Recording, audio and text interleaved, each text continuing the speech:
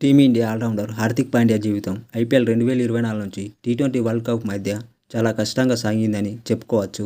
2024 సీజన్కు ముందు గుజరాత్ టైటన్స్ నుంచి ముంబై ఇండియన్స్లోకి రావడంతో కెప్టెన్సీ బాధ్యతలను అప్పగించారు. దీంతో ముంబై ఇండియన్స్ ఫ్యాన్స్కు హార్దిక్ పాండ్యాపై విరుచుకుపడ్డారు. అక్కడి నుంచి పాండ్యాపై సోషల్ మీడియాలో దారుణంగా ట్రోలింగ్ చేశారు. స్టేడియంలో కూడా మొత్తుకుంటూ పాండ్యాను అవమానించారు. అలాంటి సమయంలో హార్దిక్ పాండ్యాకు తామంతా మద్దతుగా ఉన్నామని team India star bowler Jasprit Bumrah ఈ విధంగా చెప్పుకొచ్చాడు. అలాంటి ట్రోలింగ్ను ఎవరు ఎంకరేజ్ చేయరు. మేమంతా పాండ్యాకు సపోర్ట్ చేశాం. కానీ కొన్నింటిని మనం కంట్రోల్ చేయలేం. అవి అలా జరుగుతాయి అంతే.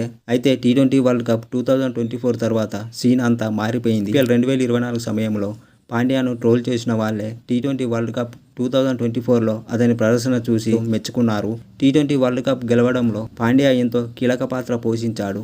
ముఖ్యంగా సౌత్ ఆఫ్రికాతో జరిగిన ఫైనల్ మ్యాచ్లో చివరి ఓవర్లో హార్దిక్ పాండ్యా అద్భుతంగా బౌలింగ్ చేశాడు.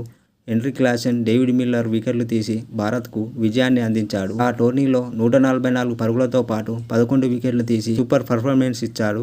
ఆ మ్యాచ్ తర్వాత తనను ద్వేషించిన వారినందరినీ అభిమానులుగా మార్చుకున్నాడు అని బుమ్రా చెప్పుకొచ్చాడు.